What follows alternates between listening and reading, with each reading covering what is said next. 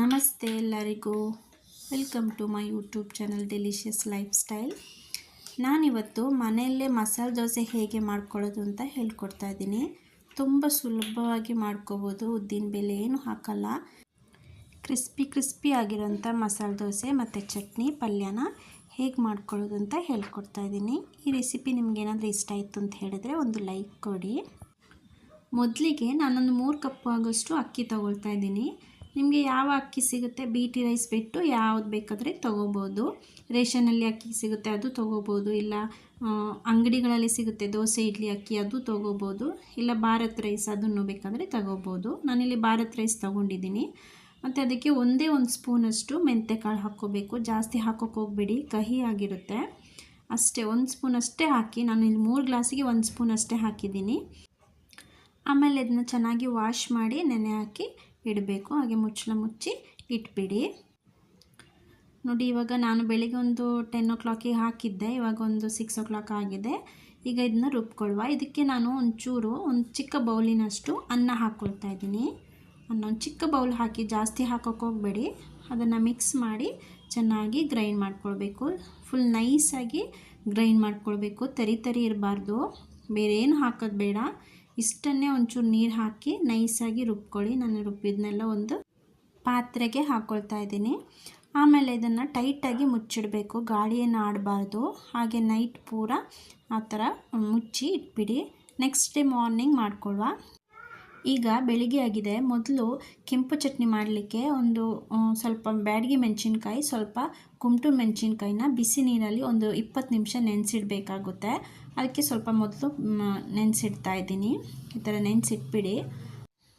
ಈಗ ದೋಸೆ ರುಬ್ಬಿಟ್ಟಿರೋದು ನೋಡಿ ಎಷ್ಟು ಚೆನ್ನಾಗಿ ಉಬ್ಬಿದೆ. ಏನೂ ಹಾಕಿಲ್ಲ, ನಾನು ಮೆಂತ್ಯಕಾಳು ಮಾತ್ರ ಹಾಕಿರೋದು, ಏನೂ ಹಾಕಿಲ್ಲ. ನೋಡಿ ಎಷ್ಟು ಚೆನ್ನಾಗಿ ಉಬ್ಬಿದೆ. ನೋಡಿ, ತೆಗೆದು ತೋರಿಸ್ತಾ ಇದ್ದೀನಿ. ಈಗ ನೋಡಿ, ಈ ಥರ ಉಬ್ಬಬೇಕು. ಟೈಟಾಗಿ ಮುಚ್ಚಿಟ್ರೆ ಚೆನ್ನಾಗಿ ಉಬ್ಬುತ್ತೆ. ಇದನ್ನ ಒಂಚೂರು ಮಿಕ್ಸ್ ಮಾಡ್ಕೊಳ್ಳಿ. ಹಾಗೆ ಆಮೇಲೆ ನಿಮಗೆ ರುಚಿಗೆ ತಕ್ಕಷ್ಟು ಉಪ್ಪು ಹಾಕಿ ಮಿಕ್ಸ್ ಮಾಡಿ ಒಂದು ಸೈಡಲ್ಲಿ ಇಟ್ಬಿಡಿ. ನೀನು ಹಾಕೋದು ಬೇಡ ಮೊದಲಿಗೆ. ಆಮೇಲೆ ನಾನಿಲ್ಲಿ ಆಲೂಗಡ್ಡೆ ಪಲ್ಯ ಮಾಡ್ಕೊಳ್ತಾ ಇದ್ದೀನಿ. ಮೊದಲಿಗೆ ಸಾಸಿವೆ, ಕರಿಬೇವಿನ ಸೊಪ್ಪು, ಈರುಳ್ಳಿ, ಹಸಿಮೆಣಸಿನ್ಕಾಯಿ, ಒಂಚೂರು ಶುಂಠಿ ಪೇಸ್ಟ್ ಹಾಕ್ಕೊಳ್ಳಿ. ಪಲ್ಯ ಟೇಸ್ಟ್ ಕೊಡುತ್ತೆ. ಆಮೇಲೆ ಇದನ್ನೆಲ್ಲನೂ ಚೆನ್ನಾಗಿ ಫ್ರೈ ಮಾಡ್ಕೊಳ್ಳಿ. ಆಮೇಲೆ ಸ್ವಲ್ಪ ಅರಿಶಿಣ ಪೌಡರ್ ಹಾಕಿ ಚೆನ್ನಾಗಿ ಫ್ರೈ ಮಾಡ್ಕೊಳ್ತಾ ಇದ್ದೀನಿ. ಫ್ರೈ ಎಲ್ಲ ಆದಮೇಲೆ ಬೇಯಿಸಿರೋ ಆಲೂಗಡ್ಡೆನ ಇದಕ್ಕೆ ಮಿಕ್ಸ್ ಮಾಡ್ಕೊಳ್ತಾ ಇದ್ದೀನಿ. ಚೆನ್ನಾಗಿ ಮಿಕ್ಸ್ ಮಾಡ್ಕೊಳ್ಳಿ. ಎಲ್ಲ ಸ್ಮೂತ್ ಇದೆ ನೋಡಿ. ಚೆನ್ನಾಗಿ ಸ್ನ್ಯಾಶ್ ಮಾಡಿ ಮಿಕ್ಸ್ ಮಾಡಿ, ಚೆನ್ನಾಗಿರುತ್ತೆ ಪಲ್ಯ. ನೋಡಿ ಎಷ್ಟು ಚೆನ್ನಾಗಿ ಸ್ಮೂತಾಗಿದೆ. ಆಮೇಲೆ ಸ್ವಲ್ಪ ಕೊತ್ತಂಬರಿ ಸೊಪ್ಪು ಹಾಕಿದ್ರೆ ಪಲ್ಯ ರೆಡಿಯಾಗಿದೆ. ಈಗ ಮಸಾಲೆ ದೋಸೆ ಮಾಡಲಿಕ್ಕೆ ಸಪ್ರೇಟಾಗಿ ಒಂಚೂರು ಬೌಲಲ್ಲಿ ಹಿಟ್ಟನ್ನು ತಗೊಳ್ತಾ ಇದ್ದೀನಿ. ಅದಕ್ಕೆ 1 ಸ್ಪೂನು ಸಕ್ಕರೆ, ಯಾಕಿದ್ರೆ ಆಪ್ಷನಲ್ ಇದು. ಸಕ್ಕರೆ ಹಾಕಿದರೆ ದೋಸೆ ಕಲರ್ ಬರುತ್ತೆ, ಅದಕ್ಕೆ ಹಾಕ್ಕೊಳ್ತಾ ಇದ್ದೀನಿ. ಮತ್ತು ಇದಕ್ಕೆ 1-2 ಸ್ಪೂನು ಚಿರೋಟಿ ರವೆನ ಹಾಕಿ ನೆನೆಸಿಡಬೇಕು. ಮಿಕ್ಸ್ ಮಾಡಿ ಹಾಗೆ ನೆನೆಸಿಟ್ಬಿಡಿ. ಇದನ್ನ ಫ್ರಿಜ್ಜಲ್ಲಿ ಇಡ್ಲಿಕ್ಕೆ ಆಗಲ್ಲ, ಅದಕ್ಕೆ ಎಷ್ಟು ಬೇಕೋ ಅಷ್ಟನ್ನೇ ಮಿಕ್ಸ್ ಮಾಡಿ.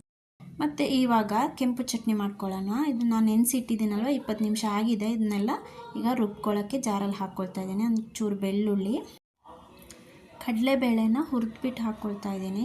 ಹುರ್ಕೊಳ್ಳಿ, ಚೆನ್ನಾಗಿ ಹುರ್ಕೋಬೇಕು, ಇಲ್ಲಾಂದರೆ ಅದು ಟೇಸ್ಟ್ ಕೊಡಲ್ಲ. ಆಮೇಲೆ ಇದಕ್ಕೆ ಸ್ವಲ್ಪ ಜೀರಿಗೆ ಹಾಕ್ಕೊಳ್ತಾ ಇದ್ದೀನಿ.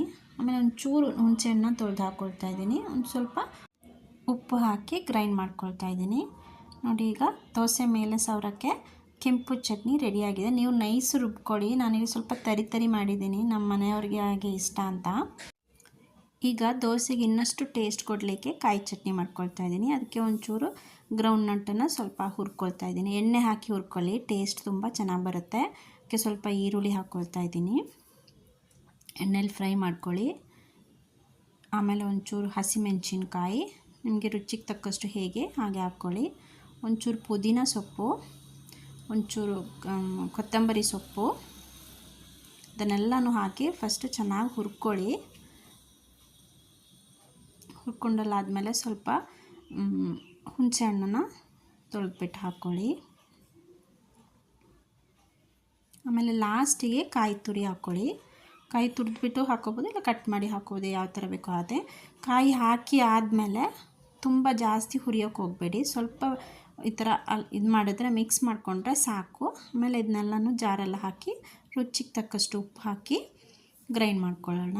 ನೀರು ಹಾಕಿಬಿಟ್ಟು ಆಗಿದೆ ನೋಡಿ, ಚಟ್ನಿ ರೆಡಿ ಆಗಿದೆ. ಈಗ ಬೌಲಿಗೆ ಹಾಕ್ಕೊಂಡ್ಬಿಟ್ಟು ಅದಕ್ಕೆ ಒಂಚೂರು ಒಗ್ಗರಣೆ ಹಾಕ್ಕೊಂಡ್ಬಿಡುವ. ಒಗ್ಗರಣೆಲ್ಲ ಹಾಕಿ ಆಗಿದೆ, ಚಟ್ನಿ ರೆಡಿ ಆಯಿತು. ಈಗ ಚಟ್ನಿ ಪಲ್ಯ ಎಲ್ಲ ರೆಡಿ ಆಯಿತು.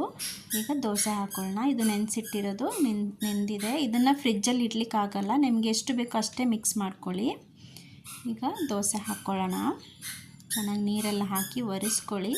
ಈಗ ನಿಮಗೆ ಯಾವ ಶೇಪಲ್ಲಿ ಬೇಕು, ದೊಡ್ಡದು ಬೇಕಾ ಚಿಕ್ಕದು ಬೇಕಾ ಆ ಶೇಪಲ್ಲಿ ದೋಸೆನ ಹಾಕ್ಕೊಳ್ಳಿ. ಈ ಥರ ಹಾಕಿ ಎಲ್ಲ ಆದಮೇಲೆ ಒಂಚೂರು ಬೇಯಲಿಕ್ಕೆ ಬಿಟ್ಬಿಡಿ, ಮುಚ್ಚಳ ಮುಚ್ಚಿ. ಒಂಚೂರು ಬೆಂದಾದಮೇಲೆ ಆಮೇಲೆ ಇದಕ್ಕೆ ಈಗ ಕೆಂಪು ಚಟ್ನಿನ ಸವರ್ಕೊಳ್ಳುವ.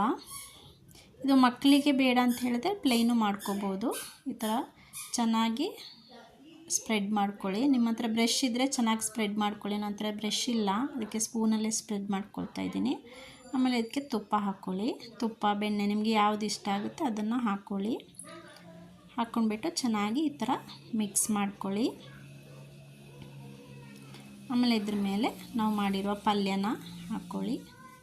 ಹಾಕ್ಕೊಂಡ್ಬಿಟ್ಟು ನಿಮಗೆ ಯಾವ ಶೇಪ್ ಬೇಕು ಆ ಶೇಪಿಗೆ ಈ ಥರ ಫೋಲ್ಡ್ ಮಾಡ್ಕೊಳ್ಳಿ. ತುಂಬಾ ಕ್ರಿಸ್ಪಿಯಾಗಿ ಬಂದಿದೆ ನೋಡಿ. ಈ ಥರ ನಿಮಗೆ ಯಾವ ಶೇಪ್ ಬೇಕೋ ಆ ಥರ ಶೇಪಿಗೆ ಹಾಕಿ ಟೇಸ್ಟ್ ಮಾಡಿ ನೋಡಿ. ನಾನಿಲ್ಲಿ ರೌಂಡ್ ಮಾಡ್ಕೊಳ್ತಾ ಇದ್ದೀನಿ. ನಿಮಗೆ ಯಾವ ಥರ ಶೇಪ್ ಬೇಕೋ ಆ ಥರ. ಈಗ ಮಸಾಲೆ ದೋಸೆ ರೆಡಿಯಾಗಿದೆ. ಇದು ನಿಮಗೆ ಮಸಾಲೆ ದೋಸೆ ಬೇಡ ಪ್ಲೈನ್ ಬೇಕು ಅಂತ ಹೇಳಿದ್ರೆ ಇಂದ ಹಾಕಿ ಮಸಾಲೆ ಹಾಕೋಕ್ಕೆ ಹೋಗ್ಬೇಡಿ. ಕೆಂಪು ಚಟ್ನಿ ಮಕ್ಕಳಿಗೆಲ್ಲ ಖಾರ ಇಷ್ಟ ಆಗಲ್ಲಲ್ಲ, ಈ ಥರ ಪ್ಲೈನು ಬೇಕಿದ್ದರೆ ಮಾಡ್ಕೋಬೋದು. ಈ ರೆಸಿಪಿ ನಿಮಗೇನಾದರೂ ಇಷ್ಟ ಆಯಿತು ಅಂತ ಹೇಳಿದ್ರೆ ಒಂದು ಲೈಕ್ ಮಾಡಿ, ಶೇರ್ ಮಾಡಿ, ಕಮೆಂಟ್ ಮಾಡಿ, ಟೇಸ್ಟ್ ಮಾಡಿ ಹೇಗಿದೆ ಅಂತ. ನೀವಿನ್ನೂ ನನ್ನ ಚಾನಲ್ಗೆ ಸಬ್ಸ್ಕ್ರೈಬ್ ಮಾಡ್ಕೊಂಡಿಲ್ಲ ಅಂದರೆ ಸಬ್ಸ್ಕ್ರೈಬ್ ಮಾಡ್ಕೊಳ್ಳಿ. ನೆಕ್ಸ್ಟ್ ವೀಡಿಯೋದಲ್ಲಿ ಸಿಗೋಣ. Have a nice day. Thank you. Bye bye.